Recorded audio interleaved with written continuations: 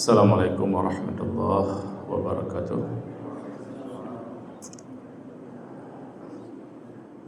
Alhamdulillah nahmaduhu wa nasta'inuhu wa nastaghfiruh wa na'udzu billahi min shururi anfusina wa min sayyiati a'malina. May yahdihillahu fala mudilla lahu wa may yudlil fala hadiya lahu. Asyhadu an la ilaha illallah wahdahu la syarikalah wa asyhadu anna Muhammadan abduhu wa rasuluh. Allahumma shalli wa sallim ala nabiyyina Muhammad wa ala alihi wa sahbihi ajma'in. Sidang jamaah salat maghrib dan pengajian yang dirahmati Allah. Pada pertemuan bulan yang lalu kita sudah membahas tentang salat sunat yang mengiringi salat fardu, baik yang dikerjakan sebelumnya dan sesudahnya. Jadi singkatnya, salat yang dianjurkan untuk kita lakukan baik sebelum salat fardu ataupun sesudahnya, kata para ulama, ada yang muakkadah, ada yang ghairu muakkadah.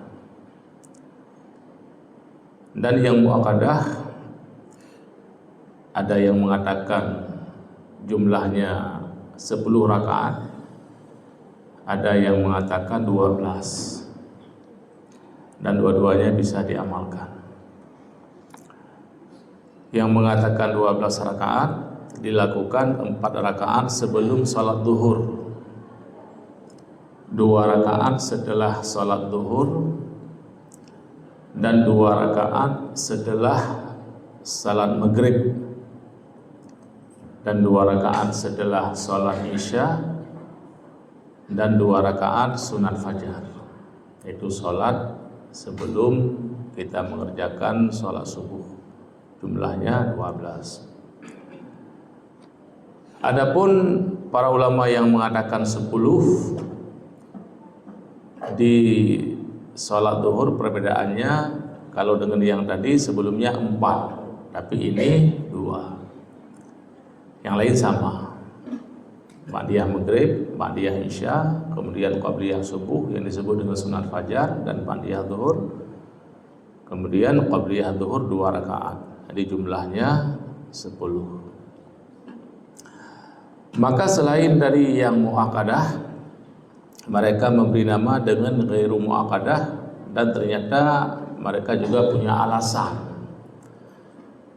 Seperti salat 2 rakaat sebelum salat maghrib, qabliyah maghrib, dan 2 rakaat sebelum salat isya, yaitu qabliyah isya, dan 2 rakaat atau 4 rakaat sebelum salat asar,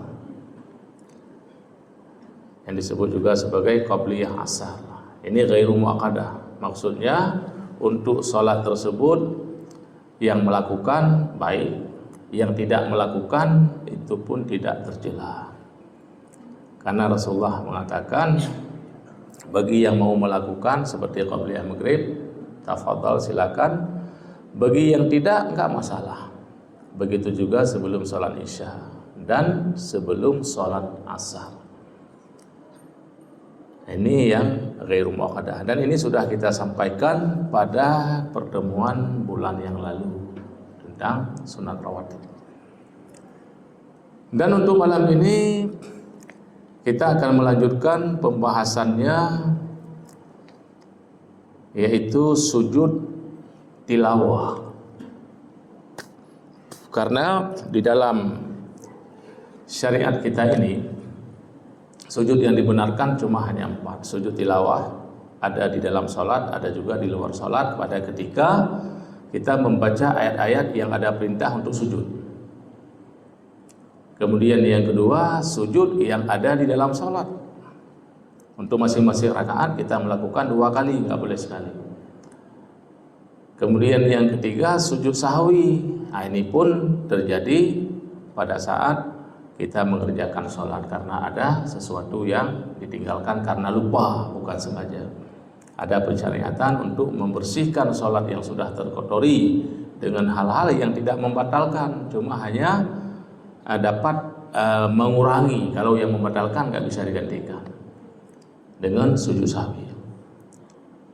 Dan yang terakhir, sujud syukur.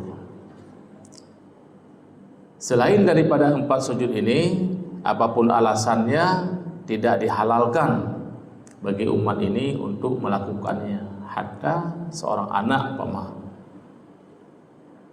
menghormati orang tuanya berlebihan dengan cara bukan hanya sekedar mencium tangan, tetapi sujud di hadapannya, bersimpuh sujud. Bagaimana hukumnya? Dosa besar dan bisa-bisa membawa kepada syirik. Nggak boleh, apapun alasannya. Maka Rasulullah katakan, kalau seandainya agama ini membenarkan seorang manusia sujud di hadapan manusia yang lain, maka sungguh Rasulullah menyuruh seorang istri sujud di hadapan suami. Namun ini tidak dibenarkan dalam syariat kita, dalam agama kita ini. Maka untuk malam ini yang pertama kita kaji tentang sujud tilawah. Karena ini bisa dikatakan ataupun merupakan amalan yang sering terjadi. Dengan sebab kita membaca Al-Quran, kemudian di Al-Quran itu kita dapatkan ayat yang dimana Allah memerintahkan kita untuk sujud. Kecuali orang yang nggak pernah baca Al-Quran nggak dapat. Karena di Al-Quran ada 15 ayat.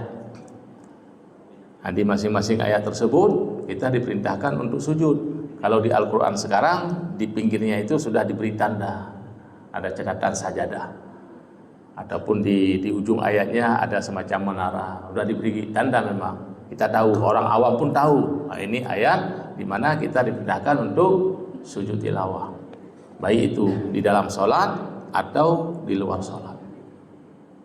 Nah, maka sebelum kita membahas apa hukumnya, bagaimana jika seseorang meninggalkannya, apa konsekuensi dan seterusnya, maka kita lihat dulu tentang fadilah sujud, keutamaan, karena sujud ini ada keutamaannya tersendiri. Jadi Rasulullah SAW lebih-lebih terkait masalah sujud tilawah. Dari Abi Hurairah qala Rasulullah SAW,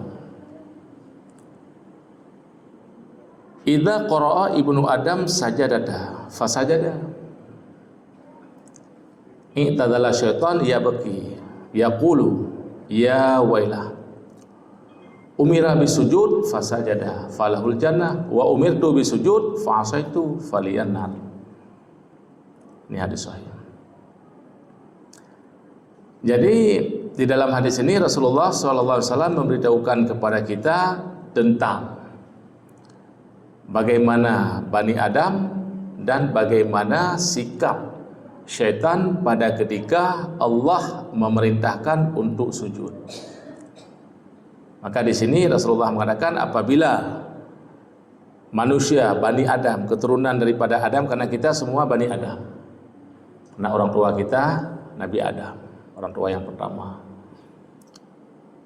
Apa yang dibaca oleh Bani Adam? Ayat-ayat yang memerintahkan untuk sujud, fasajada. Maka Ibnu Adam langsung sujud. Pada saat kita membaca ayat, di situ ada perintah untuk sujud, kita sujud. Seperti ayat sajadah di pagi Jumat. Di pagi Jumat kita disunahkan untuk membaca di rakaat pertama surat sajadah, rakaat kedua surah Al-Insan. Di rakaat pertama ada perintah untuk sujud. Di ayat 15 kalau nggak salah. Di surah sajadah. Sujud. Maka pada ketika kita sujud, baik di dalam sholat atau di luar sholat, syaitan yang ada di sekeliling orang tersebut akan lari, akan meninggalkan orang tersebut. Dalam keadaan ia beki, menangis. Syaitan itu menangis pada saat dia lari, menangis, meninggalkan orang yang sujud tadi, seraya berkata, ya wailah, celaka. Maksudnya dirinya celaka. Kenapa celaka? Syaitan mengatakan, umira bisujud fasajada. Ibnu Adam diperintahkan oleh Allah untuk sujud, mereka sujud. Dengan sujud apa yang mereka dapatkan? Falahul jannah. Ibni Adam mendapatkan surga dengan patuh dan tunduk kepada Allah. Pada ketika disuruh Allah untuk sujud, mereka sujud. Baik sujud di salat 5 waktu, dan di sujud tilawah, ataupun di sujud syukur, dan termasuk sujud sahwi. Nah, ini ganjarannya ataupun pahalanya, falahul jannah. Ini kata siapa? Dan setan ini tahu dia. Setan alim, tahu dia. Walaupun ini datangnya dari setan yang menghikayahkan ucapan ini Rasulullah. Yang menghikayahkan ucapan ini Rasulullah. Tapi pada dasarnya yang mengucapkan ini setan. Apakah kita enggak boleh menerima? Terima. Diterima ini. Jangan kemudian nanti kita katakan, oh ini ucapan setan, biarin.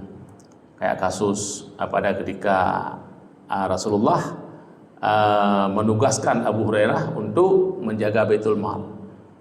Ini kan masyhur kisah ini.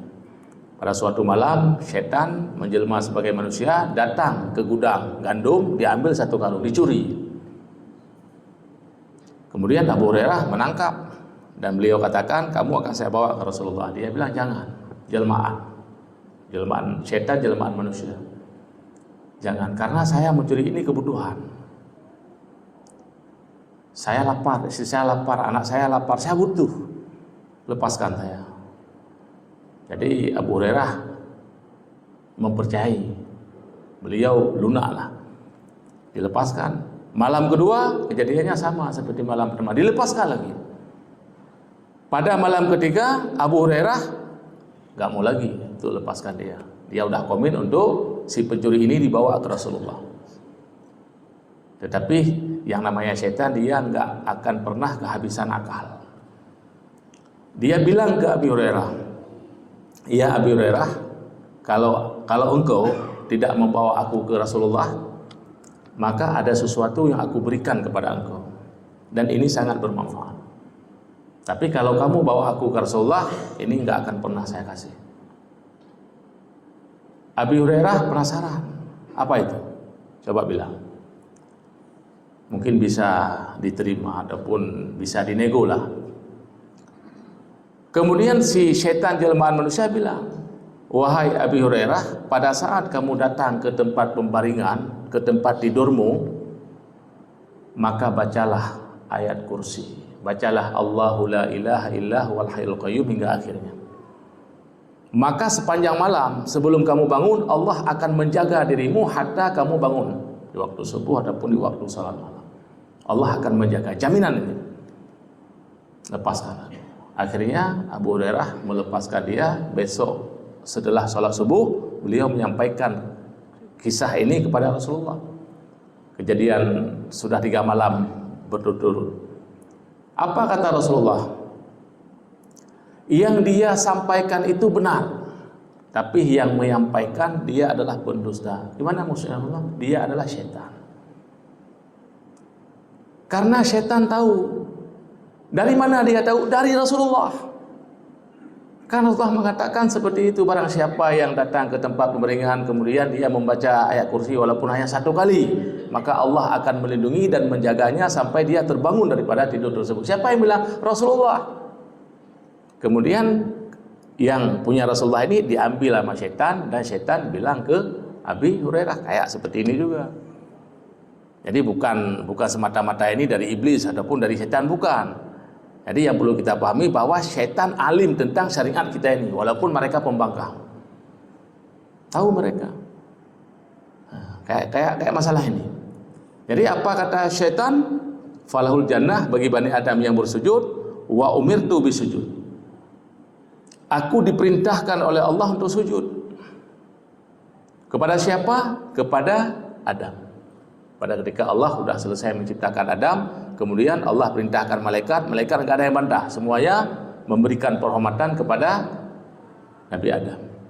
Kemudian giliran Allah perintahkan kepada iblis, ternyata iblis membangkang. Alasannya dia merasa dirinya lebih baik daripada Adam. Karena dia merasa dirinya lebih baik karena diciptakan daripada api, daripada cahaya api. Sedangkan Adam diciptakan daripada tanah. Itu alasannya. Itu alasan yang keliru sebenarnya. Enggak ada pernyataan dari Allah bahwa api itu lebih baik daripada tanah, enggak ada. hanya asumsinya sendiri si iblis ini. Maka Allah murka. Karena iblis tidak mau menghormati Adam hanya dengan membungkukkan badan, bukan sujud seperti sujud yang kita lakukan. Fa'asaitu, kata syaitan, aku maksiat. Maka karena syaitan sudah bermaksiat kepada Allah, ataupun iblis sudah bermaksiat kepada Allah, tidak mau tunduk terhadap perintah Allah, apa yang dia dapat? Dan dia katakan sendiri, faliyal nar, maka bagiku neraka.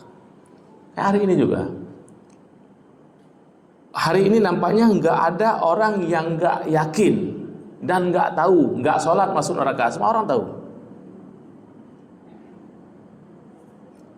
Manusia yang ada sekarang, yang di KTP-nya, di kolom agama tercatat Islam, kemudian mereka nggak sholat. Dengan nggak sholat, apakah mereka tahu hukumannya nanti di akhirat masuk neraka? Tahu. Sama juga seperti setan ini, dia nggak tunduk kepada Allah, kemudian Allah tetapkan dia sebagai penerka. Apakah dia setan ini nggak tahu? Sama seperti manusia sekarang yang bermaksiat kepada Allah dan Rasulnya, tahu konsekuensinya apa.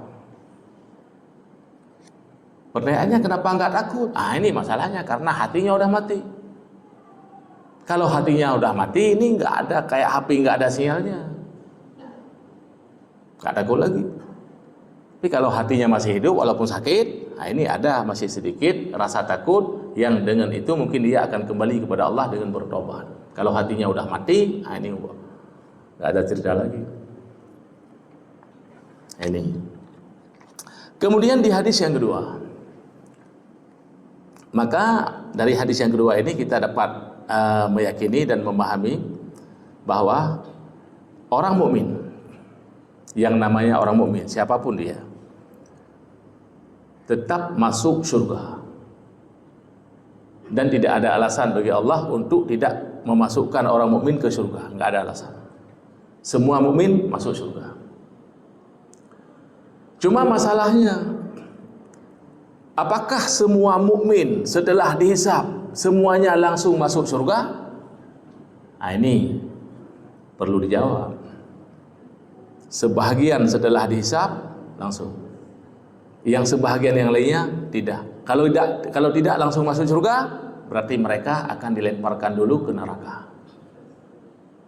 Dan ini hadisnya. Jadi dalam sebuah hadis yang datang juga dari Abi Hurairah radhiyallahu an, hadis ini panjang, redaksinya panjang, berbicara tentang masalah bangkit setelah kematian dan juga tentang masalah syafaat. Karena Allah Subhanahu wa taala pada hari kiamat akan memberikan syafaat dengan rahmahnya kepada orang-orang mukmin yang paling terakhir keluar dari neraka. Itu dengan rahmat Allah. Karena syafaat pada hari akhirat berlaku sesama mukmin. Yang pertama, kalau orang-orang mukmin dari kalangan umat Muhammad akan mendapatkan syafaat dari Rasulullah. Kalau dari Rasulullah orang tersebut nggak dapat, dia bisa jadi akan mendapatkan syafaat bantuan dari keluarganya. Ini yang masuk neraka untuk bisa keluar. Kalau dia nggak dapat dari keluarganya, ini bisa jadi dapat dari sahabatnya yang hidup semasa seperti kita ini, sesama sahabat, saling bantu-membantu di akhirat. Tapi tentunya orang yang memberi syafaat ini ada izin daripada Allah. Man dzalladzi yashfa'u indahu illa biiznihi. Tidak ada yang bisa memberikan syafaat kepada siapapun illa biiznihi, kecuali dengan izinnya Allah. Berarti yang si syafi' yang memberi syafaat Allah ridha, kemudian fi musfa'lah, targetnya Allah juga ridha, barulah berlaku syafaat. Kalau beda agama enggak. Ini sesama mukmin, sesama muslim. Walaupun ada hubungan kerabat, seorang anak dengan orang tua gimana? Enggak berlaku syafaat. Ini syaratnya muslim. Jadi kalau syafaat dari Rasulullah enggak dapat, banyak kurangnya mungkin. Dia enggak mencintai Rasul, ataupun mencintai Rasul tapi enggak cukup syarat-syarat sehingga dia mendapatkan syafaat Rasulullah. Sehingga Rasulullah tidak mensyafaatkan orang tersebut, lewat. Kerabatnya juga lewat, enggak ada yang mampu. Kemudian sahabatnya enggak ada juga. Maka yang selanjutnya syafaat dari malaikat. Dari malaikat pun enggak ada. Yang terakhir syafaat dari Allah dengan rahmatnya. Nah, ini hadisnya. Jadi redaksi hadis, Iza aradallahu rahmatan man arada min ahlin nar. Ini hadisnya. Jadi apabila Allah Subhanahu wa taala berkehendak untuk memberikan rahmahnya, kasih sayangnya, man arada min ahlin nar, kepada siapa saja yang Allah kehendaki dari penghuni-penghuni neraka. Jadi Allah yang namanya orang mukmin tetap sayang. Khusus ini, paket ini hanya kepada yang beriman, yang tidak beriman enggak. Maka siapa saja di dalam hadis ini yang Allah kehendaki min ahlin nar, udah dapat rahmat kasih sayang dari Allah. Jadi bagaimana caranya Allah mengeluarkan mereka? Prosesnya maksudnya, amarallahul malaikata ayyukhriju man kana ya'budullah. Nah, ini poinnya. Jadi Allah Subhanahu wa taala memerintahkan malaikat. Allah memerintahkan malaikat untuk mengeluarkan orang-orang yang sudah mendapatkan rahmat Allah tadi. Kriteria mereka gimana? Ataupun sifat mereka, mangkana ya'budullah. Mereka adalah orang-orang yang sewaktu di dunia beribadah kepada Allah. Dia ahli ibadah, bukan orang gak ibadah. Tapi masuk neraka. Pak, kenapa masuk neraka? Ini banyak minusnya. Waktu dihisab, keburukan, kejahatan, maksiat, dosa yang dia bawa ini lebih berat waktu di mizan, di timbangan, daripada kebaikan. Setelah hisab ini penentuannya, waktu ditimbang keburukannya lebih berat daripada, ataupun dosanya lebih berat daripada kebaikan, maka orang ini akan terjatuh ke dalam neraka pada saat melewati sirat. Jadi jisrun mamdud, jembatan yang dibentangkan di atas permukaan neraka jahanam. Dia nggak bisa untuk melewatinya karena beban dosa di atas kepalanya itu sangat berat. Itulah yang melemparkan, yang menjerumuskan dia ke dalam neraka. Jadi dia keluar ini dengan rahmat Allah. Allah perintahkan malaikat untuk mengeluarkannya. Mangkana ya'budullah. Jadi siapa saja yang pernah beribadah kepada Allah, karena kita diciptakan oleh Allah untuk itu. Itu konsep dasar. Wa ma khalaqtul jinna wal insa illa liya'budun. Maksudnya? Kalau statusnya mukmin tetap keluar.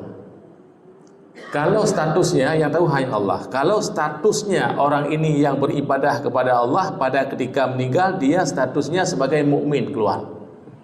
Kalau pada saat dia meninggal dunia, keluar dari dunia ini, masuk ke alam barzah, imannya tidak menyertainya, kekal di dalam neraka. Siapapun dia. Maka ini perlu dipertahankan. Iman perlu dijaga, dirawat. Dengan apa? Dengan amal soleh, bukan dengan yang lain. Makanya jangan kita beribadah kalau belum tahu dasarnya itu dari mana. Jangan asal ibadah. Jangan ngejar banyaknya, dasarnya dulu ada. Jangan kejar banyaknya. Kalau memang ada dasarnya, nah barulah bismillah. Kalau enggak ada, jangan. Karena di akhirat kelak kita akan mempertanggungjawabkan semua apa yang kita lakukan hari ini, termasuk ibadah. Jadi jangan sembarangan. Nah, maka di sini Rasulullah katakan mangkana ya'budullah, yang beribadah. Jadi ibadahnya apakah dasarnya dari Rasulullah ataupun ibadahnya karangan sendiri? Ini ada proses nanti. Nah, maka jika seseorang yang telah meninggal dunia imannya menyertainya, dia sebagai mukmin, kalaupun kita bilang masuk neraka, kemudian setelah dihukum di dalam neraka dengan dibakar oleh Allah dengan api neraka, kemudian orang itu akan dikeluarkan. Kata Ibnu Abbas, saya pernah baca dalam sebuah kitab syarah Matan Arba'in yang ditulis oleh Imam Nawawi, nama kitab tersebut Majalisus Saniyah. Syarah hadis memang, syarah Matan Arba'in. Maka di situ disebut kata Ibnu Abbas. Nah, kata Ibnu Abbas, orang yang paling terakhir keluar dari neraka dan paling terakhir masuk surga. Setelah orang ini keluar, neraka ditutup. Masuk surga, surga pun ditutup. Nggak ada lagi yang keluar dari neraka untuk masuk surga, udah. Maka pada saat itulah Allah katakan kepada penghuni surga, ya ahlal jannah la mauta. wahai penghuni surga, la mauta, tidak ada lagi yang namanya kematian, dan kalian di sini akan berada di dalam nikmat untuk selama-lamanya. Begitu juga Allah sampaikan kepada penghuni neraka setelah masing-masing penghuni sudah menempati tempatnya masing-masing. Ya, dah sedikit lagi. Kemudian fayakhrujunahum, para malaikat tadi mengeluarkan ahli neraka yang sudah ditetapkan oleh Allah tadi siapa-siapa. Dengan rahmatnya, para malaikat yang ditugaskan oleh Allah mengeluarkan mereka. Jadi pertanyaannya, para malaikat ini kenalkah mereka itu? Apakah para malaikat mengenal mereka? Jadi jawabnya, para malaikat ini mengenal. Wa ya'rifunahum bi asari sujud. Jadi para malaikat yang ditugaskan Allah ini mengenali orang-orang yang akan dikeluarkan dengan adanya bekas sujud di anggota sujud, di anggota yang 7, dahi, 2 tangan, 2 lutut, 2 ujung kaki, dan di situ akan menampakkan bekas sujud pada malaikat yang ditugaskan oleh Allah ini, sehingga mereka mengenali dan mengeluarkannya.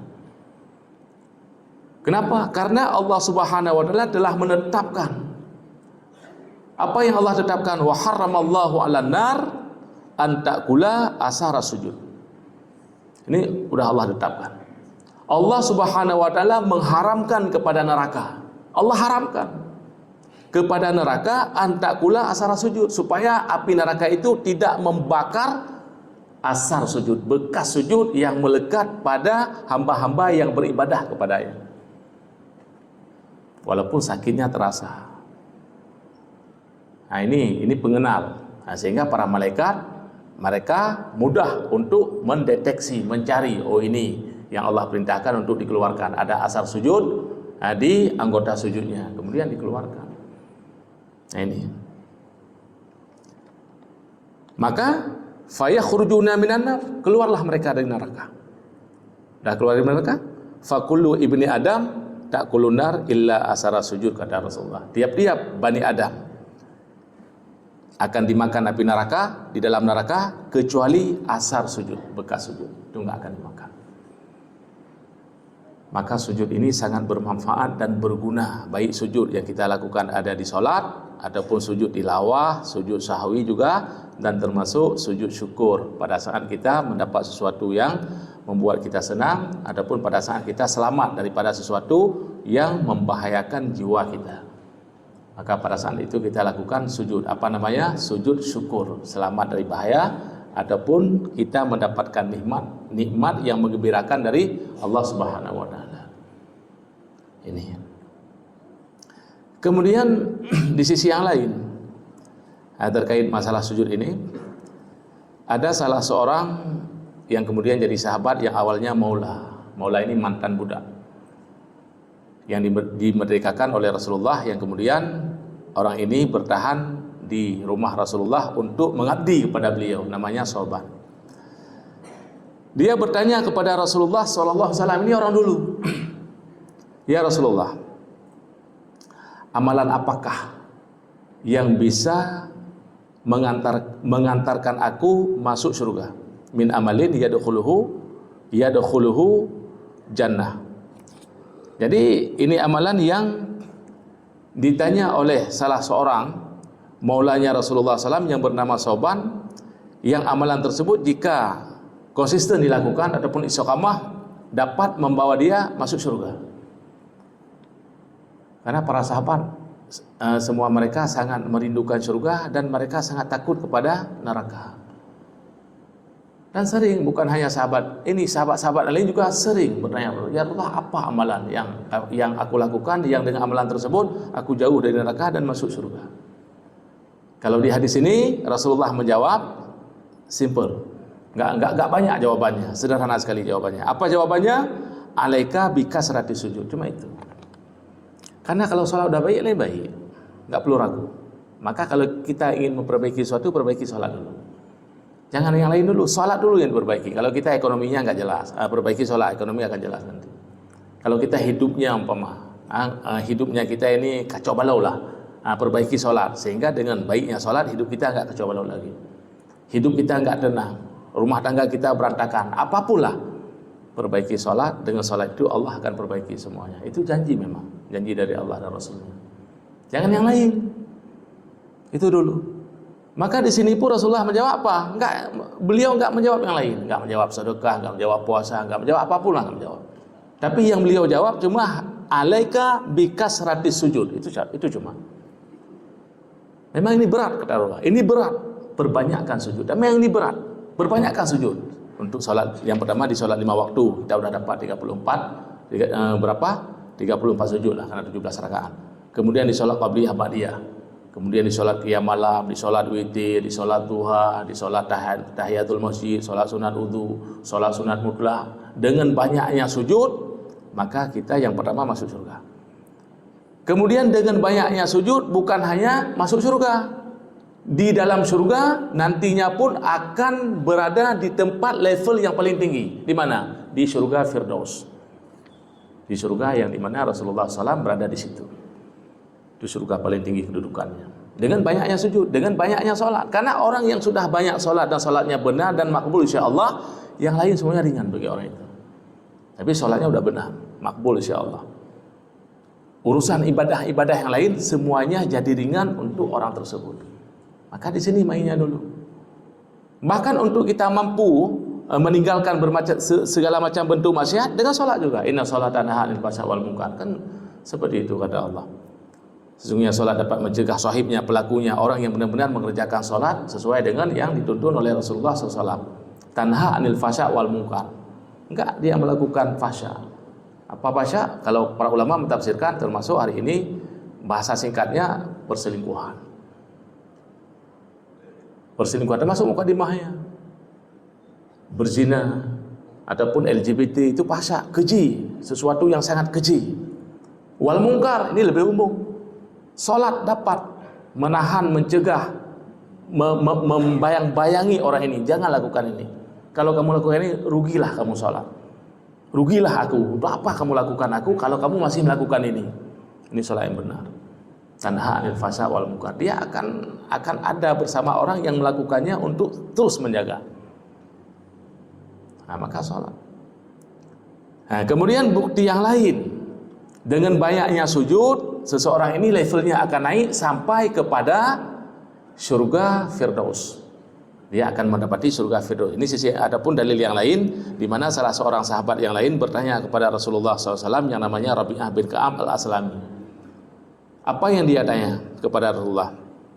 Ya Rasulullah SAW, wahai Rasulullah, berikanlah kesempatan kepada aku untuk jangan hanya cuma di dunia, di akhirat aku bersamamu, saya bersama kamu di dalam surga. Berikan kesempatan itu kepada aku. Apa yang harus aku lakukan sehingga aku menjadi kawan dekat, sahabat dekat, orang yang selalu ada bersamamu ya Allah, sebagaimana hari ini. Begitu cintanya beliau kepada Rasulullah, nggak mau pisah, nggak mau pisah. Bagaimana hidup mereka di dunia selalu dekat. Nah, di peperangan juga mereka dekat, waktu tinggal di kampung juga dekat, di masjid, dan selalu bersama Rasulullah. Kalaupun ada apa-apa bisa datang ke Rasulullah dan langsung bertanya. Jadi di akhirat beliau pun minta kepada Rasulullah supaya beliau dijadikan sebagai qaribnya, bestinya lah kalau bahasa sekarang. Apa jawab Rasulullah?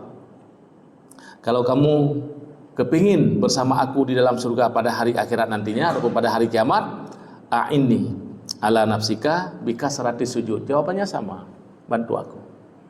Enggak ada jalan lain, cuma hanya satu jalan, bantu aku. Bagaimana caranya? Bikasrati sujud, dengan memperbanyak salat. Bukan hanya salat fardu. Kalau salat fardu itu enggak bisa ditambah, enggak bisa dikurangi, itu modal. Karena dengan kita mengerjakan salat fardu, sebagaimana dalam sebuah hadis qudsi disebutkan, Allah cinta kepada amal ibadah tersebut karena kita menjadikan itu sebagai wasilah untuk mendekatkan diri kepada Allah, bukan ke kita. Kita salat 5 waktu. Allah cinta kepada salat 5 waktu yang kita lakukan karena kita jadikan salat itu sebagai sarana untuk mendekatkan diri kepada Allah. Namun kalau kita kepingin supaya Allah cinta, maka kerjakan sholat sunat.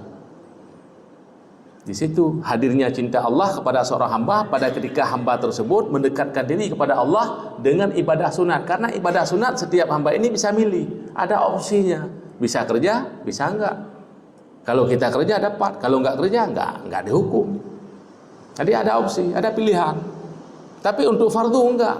Nah, makanya untuk salat fardu beda dengan sholat sunat. Di mana nilai besarnya pada saat kita mengerjakan sholat sunat dan banyak sholat sunat, disitulah hadirnya cinta Allah. Dan apabila Allah cinta, Allah pasti ridha. Apabila Allah ridha, hamba tersebut sudah dapat dipastikan dia sebagai ahlul jannah.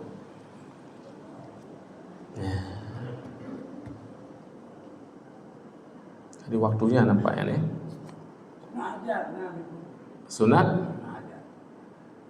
Sunat hajan. Kalau orang itu sudah berhajat ada, umpama gini, ya Allah sembuhkan sakit saya. Maka jika saya sudah sembuh dari sakit, akan melaksanakan sholat sunat 2 rakaat di Masjid Al-Ikhlas. Tapi kalau seandainya orang tersebut bernazar, ya Allah sembuhkan sakit saya. Kalau saya sudah sembuh dari sakit, saya akan melaksanakan sholat sunat 2 rakaat di Raudhah Masjid Nabawi. Umpama wajib datang ke sana, nggak boleh di sini. Karena levelnya beda. Tapi kalau kita bernazar untuk melakukan di sini ataupun Masjid Baitur Rahman Banda Aceh, boleh di sini karena levelnya sama. Tapi untuk Masjidil Haram, Masjid Nabawi, Masjidil Aqsa, karena levelnya beda, wajib orang tersebut datang ke tempat yang ia bernazar. Intinya sholat hajat, sholat nazar itu sama. Apabila seseorang sudah bernazar, berhajat untuk sesuatu, ini namanya nazar muqabalah. Wajib untuk membayarnya. Hajat apa lah? Nah, ini yang sholat sunnah hajat. Ya, makanya ini kira-kira haid memang hajat. Ahlinya menolak. Ya Allah sembuhkan sakit saya, ataupun sembuhkan cucu saya, sembuhkan ataupun ya Allah berikan kepada saya ini. Jika engkau memberikan ini akan saya laksanakan sholat 2 rakaat di kuburan Tungku Dilapan, umpama itu nggak perlu ditunaikan nih, nggak ada urusan nih. Jadi hajatnya nggak sah. Karena ada nazar yang sah, sama juga seperti wasiat. Ada wasiat yang sah, ada wasiat yang enggak sah. Nah, makanya kita kaji dulu wasiat ini sah atau apa enggak secara agama. Kalau sah, ya dilakukan. Kalau enggak sah, jadi di awalnya pun enggak terakad. Ini wasiat ataupun apapun yang sudah dinazarkan tadi. Nah.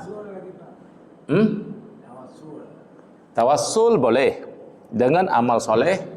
Tawassul kita datangi orang saleh untuk didoakan. Kemudian tawassul dengan asmaul husna itu boleh. Tapi tawassul dengan orang yang sudah meninggal dunia itu enggak boleh. Enggak boleh. Rasulullah juga manusia. Kita yang boleh tawassul kepada Allah dengan nama-namanya. Umpama, ya Razzaq, ya Razzaq, ya Razzaq. Wahai yang memberikan rezeki. Wahai yang memberikan rezeki, urzuqni, ya Allah berikanlah kepada saya rezeki. Itu boleh. Ya Ghaffar, ya Ghaffar, ighfirli. Wahai yang Maha Pengampun, wahai Maha Pengampun, berikanlah keampunan untuk aku. Tawassulnya dengan apa? Dengan Asmaul Husna. Kalau bukan dengan Asmaul Husna enggak boleh. Adapun dengan amal soleh yang kita lakukan. Amal soleh apapun, apakah itu sedekah, sholat sunnah, sholat tahajud, apapun lah. Itu kita jadikan sebagai wasilah. Wasilah untuk mendekatkan diri kepada Allah, itu boleh. Atau kita datangin orang saleh, kita minta kepada orang itu untuk mendoakan kita. Ini tawassul yang dibenarkan ataupun yang syar'i. Yang selebihnya enggak boleh. Ya, dah masuk waktu Isya. Jadi mana? Baca tu. Jangan berkah dalam lebih. Kami atas nama pimpinan Pompes ataupun Pondok Pesantren Taqwa Penting Gajah, lu pimpinan sekarang, sedang membangun 2 rumah 4 kali 7,5 yang lebih kurang membutuhkan dana 200 juta lah, dan dana yang sudah masuk 20 sekian lah. Hanya lalu sampaikan Pak Rundron untuk dapat berpartisipasi semampunya lah sebagai tijarah akhirat yang dapat meringankan tayo nanti di hari kiamat mudah-mudahan. Jadi kalau untuk malamnya, hamil yang namanya malamnya ni juga lu ada masalah. Yang hana berarti pertemuan bulan karena sedang berjalan. Jadi rumahnya sedang dibangun, baru main di pondasi. Karena ada guru-guru yang akan kita tempatkan di situ, yang tentunya guru tersebut yang mengajar di pondok, bukan guru yang enggak ngajar di pondok, yang ada jasa di pondok. Dan status rumah itu wakaf, bukan milik saya dan bukan milik guru tersebut. Guru yang kita tetapkan ataupun ustaz kita tetapkan di situ hanya untuk sementara. Kalau udah ada rumahnya sendiri, nanti diberikan ke yang lain. Ya, status rumah itu wakaf, bukan pribadi. Mudah-mudahan itu yang nabi kelebihan rezeki oleh Allah kan.